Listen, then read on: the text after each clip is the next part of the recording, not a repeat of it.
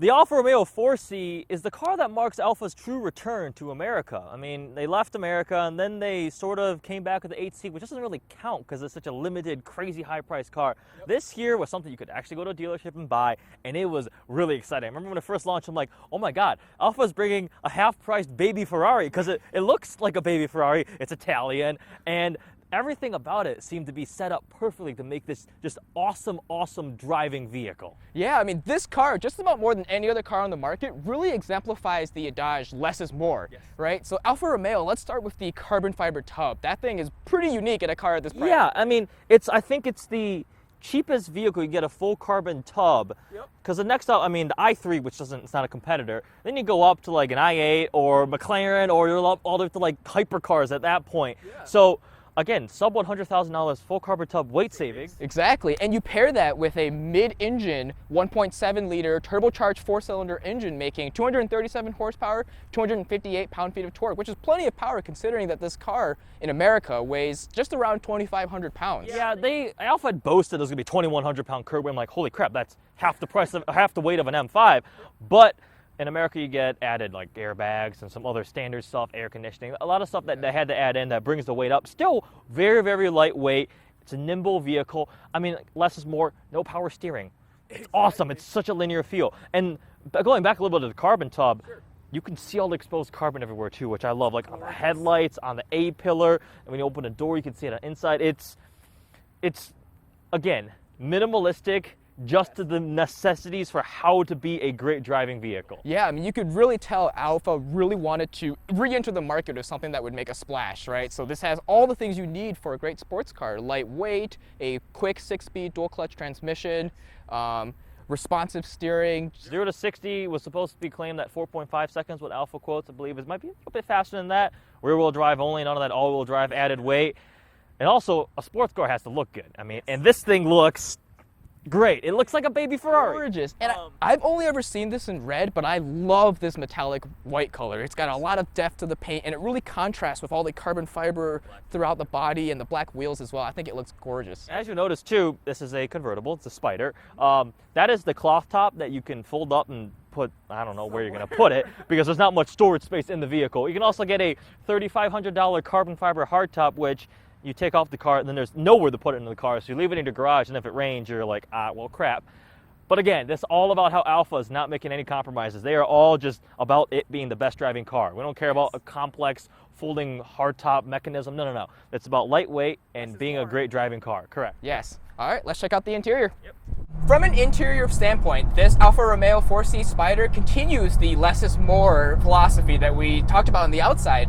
And as you can see, Eddie is driving now, and he does not have much space. I don't really fit well, but yeah. And Eddie is I don't pretty care. tall, but he's not a giant, and you know, there's nowhere to put your phone or anything. But it actually rides surprisingly well considering what kind of car it is. But you know, you don't really get any of the luxury amenities. The seats are not really adjustable. The steering wheel doesn't telescope that far. But none of that matters because of how this car drives. Yeah, I don't care about. The screen is like, wait, what the heck? You got an Alpine deck here. You got very basic. This looks straight out of Radio Shack. Yeah, but like, I don't care about any of that, because if you're looking for that and you're looking for this car, you're looking for the wrong things. Exactly. This is all about how it drives, and it drives like a lot of fun. Yes. Also, listen to the noises this thing makes.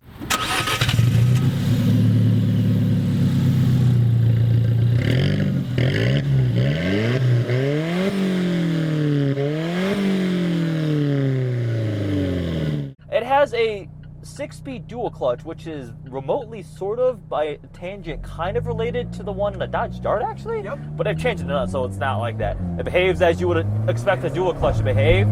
I will say the paddle response is not as instantaneous as some other cars. Even in let the computer do its own thing, it's still pretty good. Yep. But if you compare it to the benchmark of dual clutches of the PDK or the Ferrari dual clutch, or the new Audi, it's not quite there yet.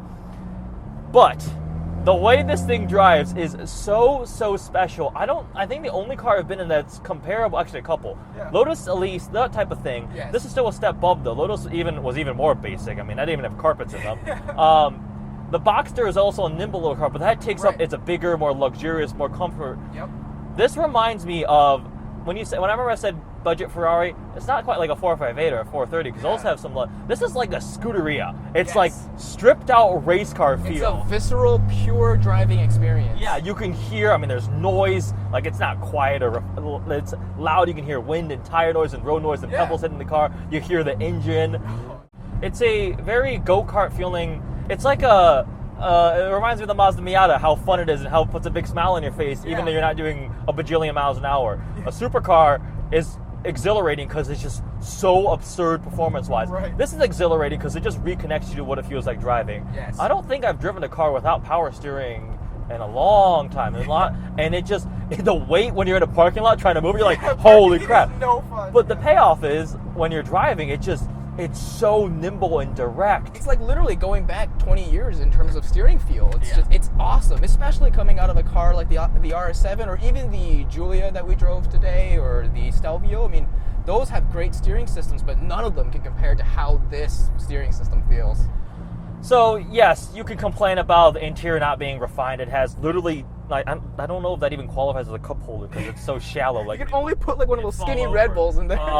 It doesn't have obviously the luxury and tech features, but I don't care. None of that matters. It's again, it's the carbon tub, the really cool powertrain that sounds awesome. Right. And it just, if this came with manual, I think I'd like it more still. I think I want a manual in this. Yes, I think that's the only real thing that you could say that this thing is missing. They put a dual clutch. And also me not fitting comfortably. Like I like wedged it here. The seat doesn't go any lower. I'm like driving, but it's okay because like I'll make do with it because it's just so much fun. And if you're 5'9" like me, you don't have that problem. No fit. That makes me sad. That makes me sad. Alpha is done. I've waited a long time to drive one of these, and it has definitely paid off well. Yes, I think I'm going to give this car a 96 out of 100. I'd give it right there like a 95 out of 100. Yeah, so once again, we want to thank Alfa Romeo Fiat Lakeside in Michigan. Go check out this car. They have a bunch of cool ones, this one's actually, they have it on a discount right now if you want it. $68,000 get you this car for a $75,000 sticker, and we think it's an amazing bang for the buck.